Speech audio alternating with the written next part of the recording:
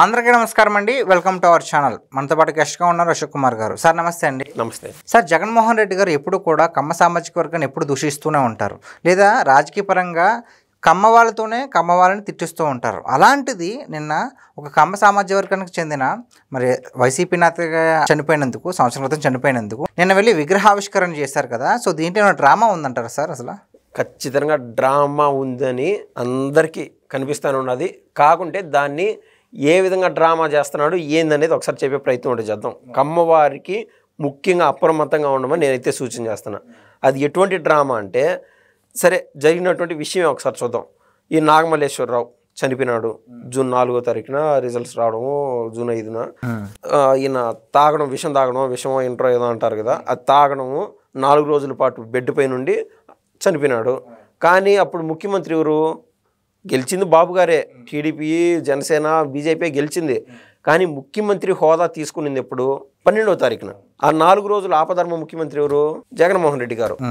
ప్యాలెస్లో కూర్చొని అలవాటు పడినటువంటి జగన్మోహన్ రెడ్డి గారు ఈ కమ్మోళ్ళ గురించి పక్కన పెట్టండి, నా ఎస్సీలు, నా బీసీలు, నా ఎస్టీలు అంటూ ఉంటాడు కదా జగన్మోహన్ రెడ్డి. వీళ్ళు ఎవరన్నా చనిపోతే వచ్చినాడా?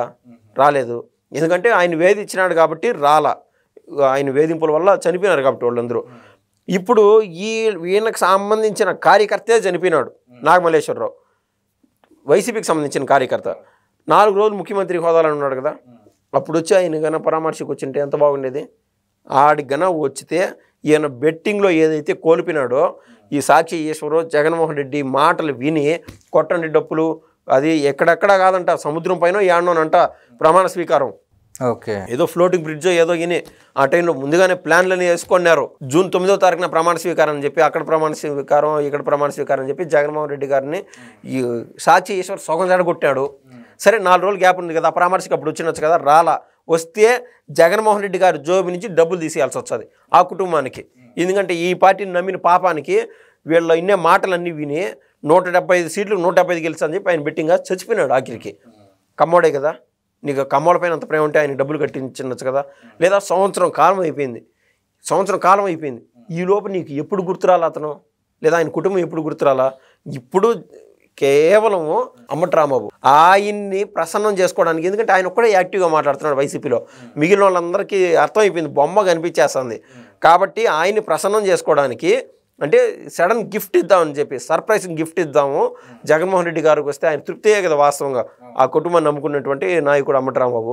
కాబట్టి అందుకు సత్యనపల్లి టూరు కేవలం ఈ కమ్మకులస్తుడైనటువంటి నాగమల్లేశ్వరరావు పేరు బూచిగా చూపించి పెద్ద డ్రామా, సైకిక్ డ్రామా చేశారు. ఇది జరిగినటువంటి విషయం. కమ్మలపైన ఎటువంటి ప్రేమ లేదు, ప్రేమ ఉంటే వచ్చినవాడు డబ్బులు ఇచ్చినవాడు సపరేట్ సబ్జెక్టు. ఇప్పుడు ఆయన 5 ఏళ్లలో చేసినటువంటి వ్యవహారం చూస్తే ఎంత ప్రేమ ఉండదని చూస్తే, కొడాలి నాని, వల్లంనేని వంశీమోహన్, వీళ్ళు కమ్మోళ్ళే కదా. ఈ కమ్మోళ్ళని సాటి కమ్మోడైనటువంటి చంద్రబాబు గారు, నారా లోకేష్ గారు వీళ్ళని ఏ విధంగా దూషణ పర్వం చేశారు వీళ్ళు.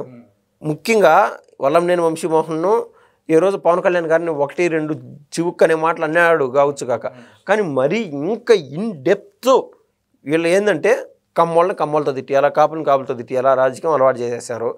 ఆ క్రమంలో కొడాలి నాని, వల్లంనేని వంశీ దగ్గర అన్ని బూతులు తిట్టియాల్సినంత పనే ఉండదు. తన కంటిని తన వేలుతోనే పొడుచుకునే పనే కదా కమ్మకులానికి ఆయన చేసింది.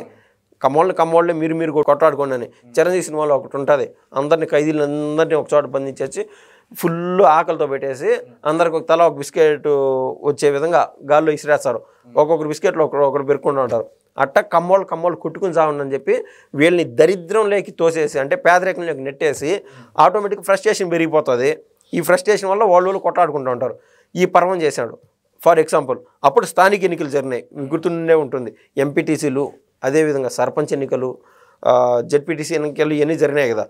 ఆ రోజుల్లో రమేష్ అనే ఎలక్షన్ కమిషనరు కమ్మకులొస్తాడు, నిమ్మగడ్డ రమేష్, ఆయన్ని ఏ విధంగా సీఎం హోదాలో ఉండి నీట్గా చేశాడు.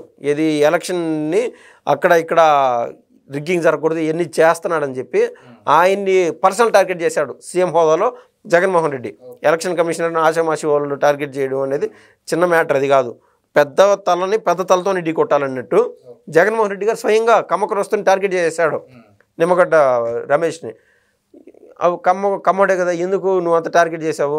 అది పక్కన పెడితే జగన్మోహన్ రెడ్డి ప్రభుత్వంలోకి వస్తానే ఇంటెలిజెన్స్ చీఫ్గా ఉన్నాడు, అప్పట్లో ఇంటెలిజెన్స్ చీఫ్గా ఉన్నాడు ఏబి వెంకటేశ్వరరావు, కమ్మ కులస్తుడు. ఆయన్ని ఎందుకు ఎంత టార్చర్ చేశారు, ఎంత హరాస్మెంట్ చేశారు, ఉద్యోగం నుంచే పెరికేసి తర్వాత 5 ఏళ్ళు ఉద్యోగం లేకుండా అయిన బాధలన్నీ పడినాడు ఏబి వెంకటేశ్వరరావు. కమ్మ కులస్తుడే కదా. ఇదే కమ్మ కులస్తుడి పైన ఎంతమంది కమ్మల దగ్గర నువ్వు తిట్టించావో ఇవన్నీ పక్కన పెడితే అమరావతి అని ఒక రాజధాని తీసుకొని వద్దామని చెప్పి చంద్రబాబు గారు అహర్నిశలు తప్పిస్తే కమ్మోడు కాబట్టి, చంద్రబాబు గారు కమ్మోడు కాబట్టి ఆయన కలలుగన్న రాజధాని అమరావతి అనేది ఉండకూడదని చెప్పి అప్పటి నుంచి 3 రాజధానులు అని చెప్పి ప్యాకెట్ ముక్కల మాదిరి 3 ముక్కలు ఆట ఆడేసి ఈ క్రమంలో అమరావతిని కమరావతిగా వాళ్ళ వైసీపీ పిల్ల కుక్కల దగ్గర అనిపిస్తూ ఉన్నాడు. అంటే జగన్మోహన్ రెడ్డి ఇంకా అర్థం చేసుకోవచ్చు కమ్మోళ్ళ పైన ఏ పార్టీ ద్వేషం ఉండదు అని చెప్పి. ఇవి పక్కన పెడితే కొడాలి నాని కేవలం కుక్క బిస్కెట్ మాదిర కేవలం కొడాలి నాని ఒక్కడికి ఒక మంత్రి పదవి ఇచ్చి అది ఆయనకు తృప్తినిస్తుంది స్వతహాగా. కాబట్టి కమ్మోళ్ళని మాతో ఉన్నారు అని చెప్పుకునే ప్రయత్నంలో భాగంగా కొడాలి నానికి కేవలం ఒక మంత్రి పదవి ఇచ్చి మిగిలిన వాళ్ళందరికీ తిట్టిస్తూ వచ్చాడు. ఎందుకంటే ఇది ఆయన అన్నాడు చూడు, ఎలక్షన్ ఇంజనీరింగ్ అని చెప్పి, సోషల్ ఇంజనీరింగ్ అని చెప్పి లాస్ట్ రోజుల్లో ఎలక్షన్ దగ్గర రోజుల్లో అన్నాడండి.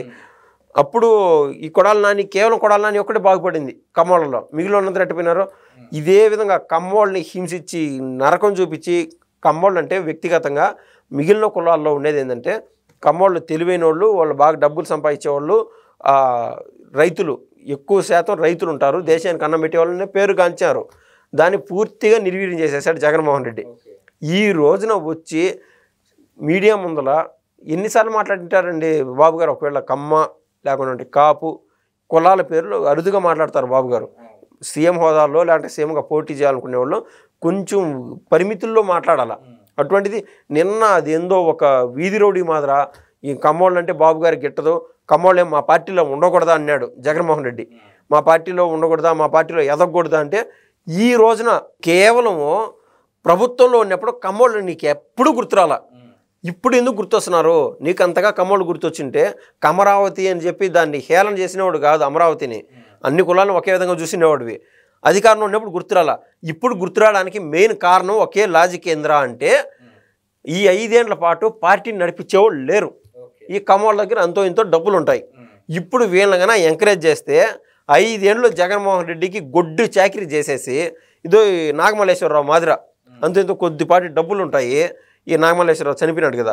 ఈ 5 ఏళ్ళు కమ్మోళ్ళు కన్నా గట్టిగా వాడేసుకుంటే పార్టీని వాళ్ళ భుజాలపైన వేసుకొని లాక్కు రాగలుగుతారు. ఓకే. తర్వాత మళ్ళీ ఆఖరి రోజులు ఏమవుతుంది, ఈ సోషల్ ఇంజనీరింగ్ అది ఇది అని చెప్పి రెడ్డి కులస్తుల్ని లేకుంటే వేరే కులస్తుల్ని నేను నా బీసీలు నా ఎస్సీలు అని చెప్పి అప్పుడు మళ్ళీ కులాల మధ్య చిచ్చులు పెట్టే విధంగా పెద్ద రాజకీయం చేసి కమ్మోళ్ళని సైడ్లు చేసేస్తాడు.